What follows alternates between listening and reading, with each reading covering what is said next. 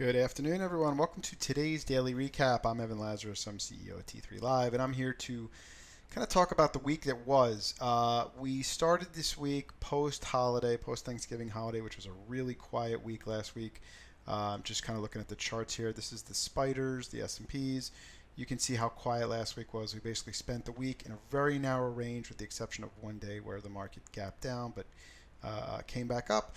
Only to this week then see a little bit of a pop on Tuesday right here to then fail Wednesday, Thursday, and on the heels of today's economic numbers and reports, the market in classic fashion basically reverses yesterday's down move and snaps back. So what does it all mean, right? Because as you turn on the TV and you read the headlines and wherever you consume your information, it's always going to have some sort of headline behind it. Yesterday was the ECB, and today it's going to be the employment numbers or the non-farm payrolls, and everything has this sort of story behind the down and the up and the zig and the zag. But what it really means, as a true technician would tell you, is that there is sentiment behind this whole behind this price movement. And as we go up a time frame, and the reason I like to look at weekly charts is that it kind of paints a very clear picture here. And the reality of it is this market has been trendless. And I'm going to talk about this 21 EMA. This is that red line right here that's basically hovering in what I would consider a flat to flat-ish stance. And when you have this type of sentiment or this moving average that kind of doesn't really have a general direction. When I say direction, what I really mean is a slope. When you look left to right, it's not necessarily at an incline. It's more at a neutral horizontal stance. And typically markets that have that, are driven by a lack of trend, a lack of direction. And so when we talk about, yesterday versus today, how do we go down yesterday versus going up today? It's because the market is basically, the underlying current of the market is such that you're not going to, in a trendless market, what defines a trendless market is essentially a lack of a trend. You're not going to get follow through. You're not going to get, down begets more down, or up begets more up. That's the nature of this whole composition, right? So as we bracket off the last couple of weeks, that's basically what we have. You have a market that has had trouble following through. Now, that being said, you can make the argument that we could be setting up for higher, but the reality of it is we need to see something that sticks. We need to see this market clearly and confidently get through what is a year's worth of resistance. I'm going back to last December right here, and now we are in December of right here. So you are talking about a market, as I said, that doesn't really have a trend. Now, while specific sectors may have stocks that are strong, or some sectors have stocks that are driving lower, the reality of it is you can't get caught up in the fragmented day to day of a trendless market. Now, at some point that changes. Markets change. The current changes. You're going to go from bull to bear to neutral, back to bear to neutral, back to bull. And I think that mindset, if you're getting caught up in every day, and what every day means, or you're trying to make sense of a headline, using today as an example, where you might see or read that, because the numbers came in better than expected, that it may mean that rates will be hiked in December, or however it's interpreted. That doesn't necessarily mean that something will happen, or the market will go higher, or the market will go lower. I think we need to kind of ride out this storm into the end of the year, as I anticipate that we are going to spend, as we look at this weekly chart, maybe a couple more weeks into the end of the year in this trendless environment. And until we see this 21 EMA start to really turn back up here, and start to begin to have that slope, I think you have to approach this very, very carefully and tactfully with shorter time frames, and focus on individual stocks that have individual or specific setups.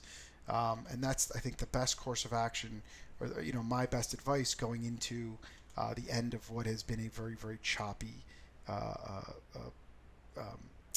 year in terms of the broader indexes. Now, as we look at, and I can take you through just a couple of, widely watched names for the active traders. You talk about the Netflixes that obviously have, nice bullish current to it in the short term.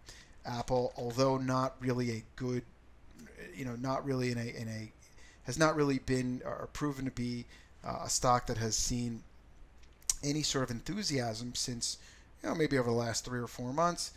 Seeing a move today, any trade, possibly above this area here in the 120, plus or minus, we could see a trade back to, prior highs, or even, potentially back up here to fill this open gap from,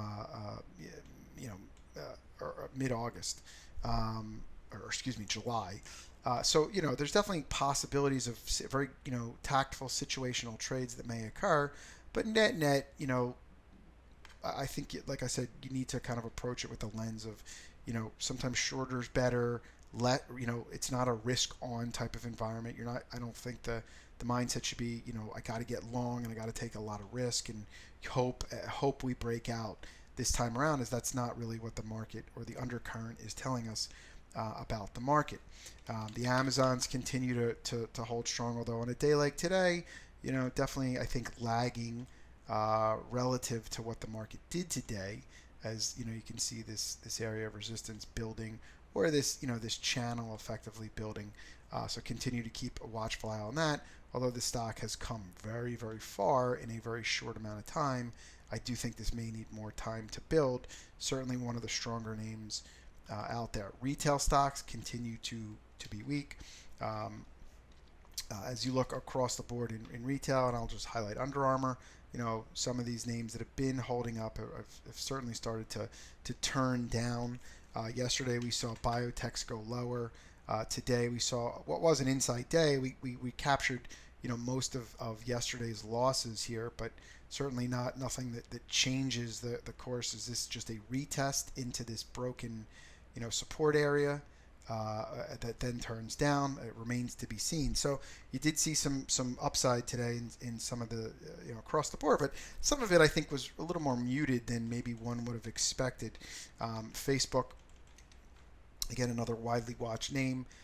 Again, a muted type of trading day relative to I think what the indexes did, especially for stock that's been relatively strong overall. LinkedIn, another name, kind of a muted day.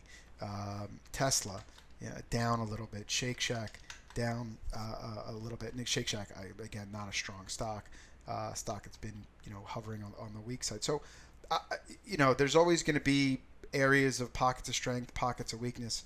But I think in this market right now, based on several various factors, I think it's just wise to be a little more tactful and shorter term in your duration and your approach.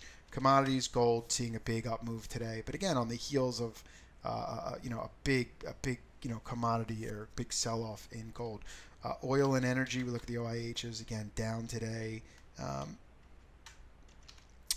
Energy XLEs down today. Some of the banks, again, Goldman, not exactly setting the world on fire here, way off the, June highs, and just, again, a little bit of a snapback today, an inside day. But again, notice, and just as an example, not that, I have some sort of larger thesis here on Goldman, but, a flat 21 EMA here will probably yield a very choppy, sloppy trading environment. So make sure, you approach this with the right mindset and you're considering all the data. Before stepping into anything with any sort of longer term time frames, because the market has been polarizing for the perma bulls and perma bears. Those that are always looking for the breakout and the market's got to go higher have not been rewarded this year. Those that are looking for downside and this massive reversal have not been rewarded this year. Those that are shorter in scope, shorter in time frame, a little more tactful in their entries and the risk that they take on are the ones that have probably had the most success this year. Now, at some point that changes, right? The perma bulls will be rewarded, or the perma bears may be rewarded at some point. Time not specified. I can't tell you when. I can't say with any sort of certainty, and I know everybody wants that certainty, that the S&Ps are gonna, we're gonna see new highs, or we're gonna enter some sort of new bullish longer term cycle, and that 2016 and 17 are gonna be, these big up years.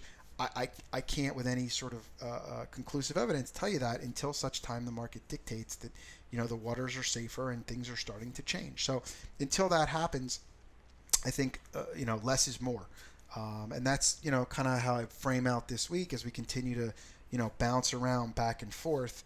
Take down your expectations, take down your risk, focus on smaller, more nimble, tactful trades, assuming that that suits your trading style, and just wait.